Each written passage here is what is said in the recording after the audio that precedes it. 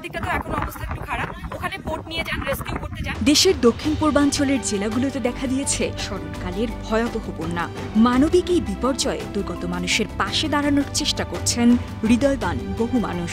এই তালিকায় আছেন শোবিজ তারকা থেকে ইনফ্লুয়েন্সাররা। ইতিমধ্যে 4 শতাধিক মানুষকে উদ্ধার করতে সক্ষম হয়েছেন সঙ্গীত শিল্পী তশরিফ খান ও কন্টেন্ট ক্রিয়েটর কিটো ভাই। এই বন্যাতে পুরো বাংলাদেশ যেভাবে ঝাঁপাই পড়ছে, এটাতে আমরা অনেক বেশি খুশি, অনেক বেশি আনন্দিত। 2022 সালে সিলেটের বন্যার সময় থেকে দুর্গতদের পাশে থেকেছেন কুড়েঘর ব্যান্ডের এই শিল্পী। সে সময় কোটি টাকার ফান্ড সংগ্রহ করেছিলেন। এ বিষয়ে তশরিফ জানান, গেল 2 বছর ধরে ট্রলির শিকার হওয়ায় এবার মনস্থির করেছিলেন বের হবেন না, কিন্তু পরে সিদ্ধান্ত পাল্টান তিনি। বলেন, সিলেটের বন্যা পরিস্থিতির অভিজ্ঞতা কাজে লাগাচ্ছেন। বন্যার শুরু থেকেই বানভাসীদের উদ্ধারে কাজ করছেন অভিনেত্রী রুকাইয়া জাহান চমক। বন্যার্তদের সাহায্যে চমকের কাজের প্রশংসা করছেন তার ভক্ত অনুরাগীরা থেকে শুরু করে সাধারণ মানুষ। সেই সঙ্গে নিজ নিজ জায়গা থেকে সাহায্য করার কথাও জানিয়েছেন অনেকে। কিছুদিন আগে বৈষম্য বিরোধী ছাত্র আন্দোলনে শিক্ষার্থীদের প্রতি সংহতি জানিয়ে রাজপথে নেমেছিলেন অভিনেতা আরশ খান। এবার তিনি নোয়াখালীর বানভাসীদের মাঝে শুকনা খাবার পৌঁছে দিয়েছেন। তাকে সহযোগিতা করছেন অভিনেত্রী তাসনুবা তিশা।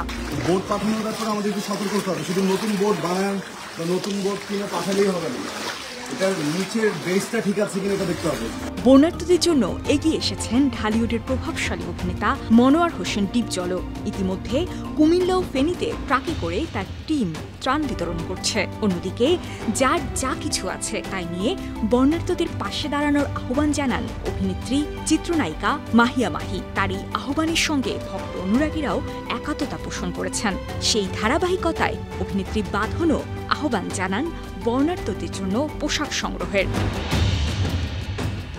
এদিকে তারকা দম্পতি সিয়াম আহমেদ ও অবন্তী তাদের 2 মাসের রোজগার দুর্গতদের দান করার ঘোষণা দিয়ে বলেন, ডোনেশনের কথা সরাসরি বলা উচিত না, কিন্তু কিছু মানুষ হয়তো উৎসাহিত হয়ে এগিয়ে আসবেন।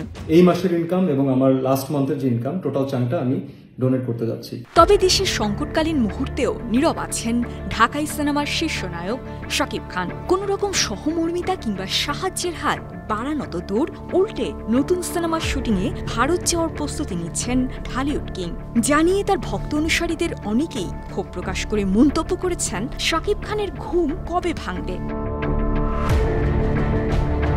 শাকিবের থেকে কোনো মন্তব্য না পাওয়া গেলেও তার সন্তানের মা অপু বিশ্বাস এক ফেসবুক পোস্টে সবাইকে বন্যার্তদের সাহায্যে এগিয়ে আসার আহ্বান জানান। এদিকে দেশের 30টি ব্যান্ড ও শিল্পীদের মিলিত প্ল্যাটফর্ম গেট আপ স্ট্যান্ড আপের উদ্যোগে জরুরি সংযোগ কনসার্টের মাধ্যমে 9 লাখের বেশি তহবিল উঠেছে। শিরোনামহীন সোনার বাংলা সার্কাস, কৃষ্ণকলি, সায়ন সহ 30টির মতো ব্যান্ড এই কনসার্টে পারফর্ম করেন।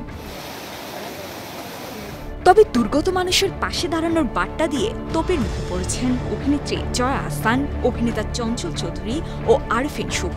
ফেসবুকের কমেন্ট বক্সে অনেকেই তাদের দালাল, সুবিধাবাদী আখ্যা দিচ্ছেন। মূলত ছাত্র আন্দোলনে নীরব ভূমিকা থাকায় তাদের ওপর চটেছেন অনুসারীরা। যদিও এসব নেতিবাচক মন্তব্যে কোনো প্রতিক্রিয়া জানাননি তারকারা। বিনোদন ডেস্ক, 52 টিভি।